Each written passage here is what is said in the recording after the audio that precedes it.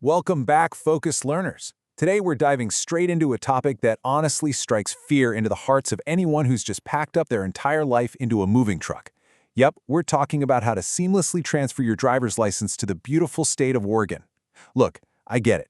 Dealing with bureaucracy is absolutely not how you want to spend your first few days in the Pacific Northwest. But stick with me here. I'm going to break this explainer down so clearly that you'll be in and out of the DMV faster than you can say Beaver State. Let's be real for a second. You've just moved, you are literally surrounded by a fortress of cardboard boxes, you're just trying to figure out where the nearest grocery store is, and the absolute last thing you want to do is navigate this giant labyrinth of DMV paperwork and long, agonizing lines. Are you feeling kind of overwhelmed by the thought of all those bureaucratic logistics? It's totally understandable. Moving is stressful enough without throwing confusing state regulations into the mix. But what if I told you we have a completely straightforward game plan to conquer this whole shebang? Okay, here's the absolute most important number you need to burn into your memory right now, 30. That is exactly the number of days you have to legally transfer your out-of-state driver's license and register your vehicles once you establish residency in Oregon. 30 days. It's a surprisingly tight window, and the clock starts ticking the literal moment you officially become an Oregonian. And just to be clear, it's not a polite suggestion, it is a strict statutory mandate. So to make sure you beat that clock, here is our roadmap for today. 1. Welcome to Oregon. 2. The 30-day deadline. 3. Gathering your documents. 4. Appointments and testing. 5. Troubleshooting and FAQs. And finally, 6. Conclusion and disclaimer. Think of this process like a structured game. Follow these steps and you'll level up without getting hit by any surprise fees.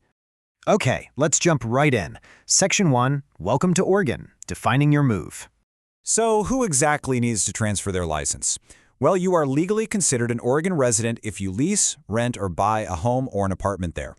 But it also applies if you secure employment in the state, if you stay for 6 months or more, even if you think of your permanent home as being somewhere else, or if you pay resident tuition for schooling. Basically, simply getting a job or signing that lease flips a legal switch. The moment one of those things happens, boom, your 30-day countdown begins. Moving right along, Section 2. The 30-day deadline, rules and roadmaps.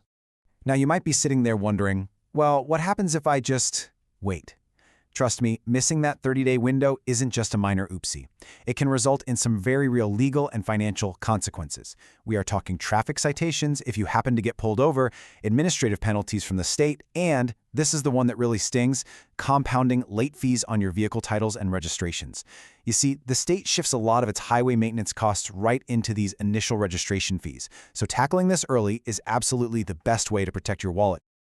To help you avoid those headaches down the road, here is your high-level 4-step blueprint.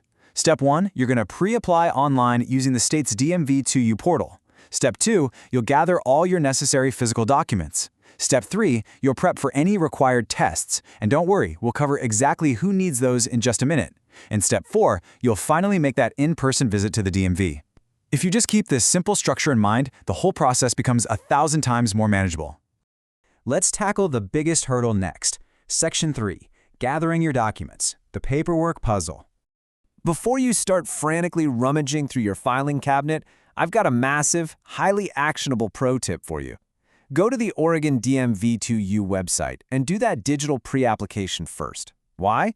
Because the system actually builds a completely custom document checklist specifically for your unique situation. Plus, entering your info online beforehand literally slashes your physical processing time when you eventually get up to the counter at the field office. It's a total lifesaver. You essentially have 2 branching paths you can take here, the standard Class C license or the Real ID. Just keep in mind that by May 2025, you're going to need a Real ID or a passport to fly domestically anyway. If you go the standard route, you need 1 proof of identity, like a U.S. passport or a birth certificate, your social security number if you have one, and 1 proof of Oregon residency, like a lease or a utility bill. But if you choose the Real ID, the requirements level up. You'll need proof of identity and lawful status, strict SSN verification, and crucially, 2 distinct printed proofs of Oregon residency from different sources. Seeing it laid out like this really ensures you don't get bogged down carrying the wrong stack of papers. Up next, Section 4, Appointments and Testing, Taking Action. Okay, some great news for a lot of you. Oregon actually has really fantastic reciprocity rules. What this means is that if you hold a valid driver's license from any U.S. state or territory, or from Canada, Germany, Japan, South Korea, or Taiwan, both the written knowledge test and the practical drive test are waived entirely. No way, right? You literally just trade it in. However, testing is absolutely required if your out-of-state license has been expired for more than a year, or if you're moving from a foreign country that isn't on that specific reciprocity list. Now, if you do find yourself needing to hit the books, here are the exact metrics you're up against. The knowledge test is 35 multiple-choice questions pulled straight from the Oregon Driver Manual. You need an 80% to pass, which means you got to get at least 28 correct.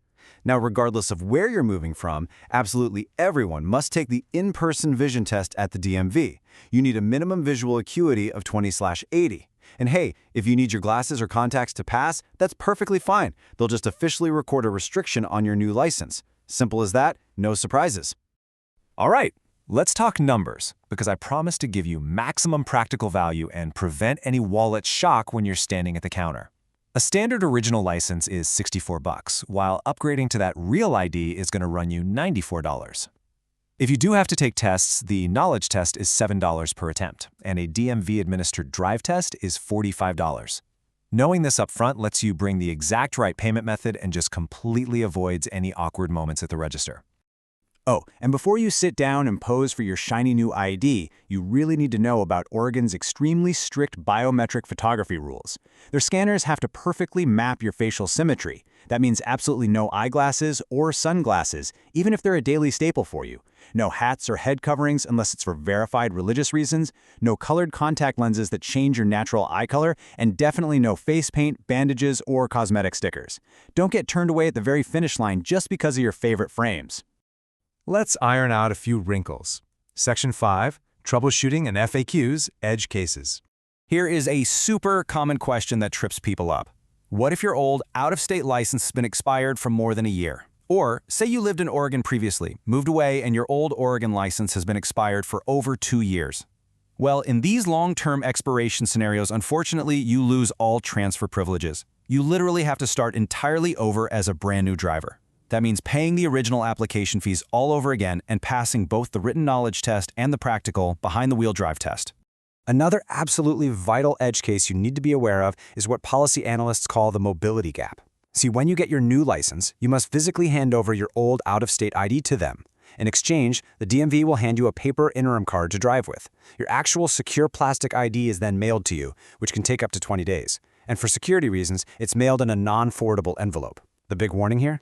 Federal agencies, like the TSA, often completely reject those paper IDs. So if you're planning to hop on a flight in those first 3 weeks, you will absolutely need to bring your passport. It's also really important to know that not everyone gets caught in that strict 30-day net.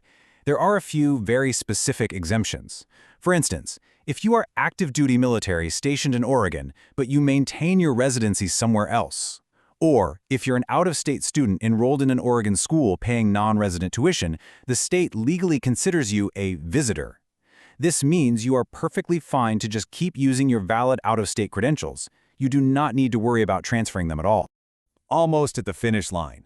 Section 6, Conclusion and Disclaimer. You're ready.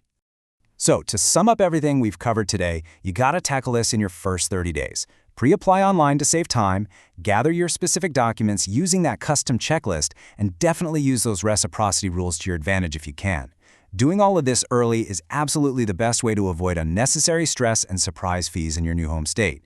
Now, I want to turn it over to you. Are you currently planning a move, or have you recently conquered the Oregon DMV yourself? Drop your questions, your tips, or even your success stories in the comments below. Let's help each other out.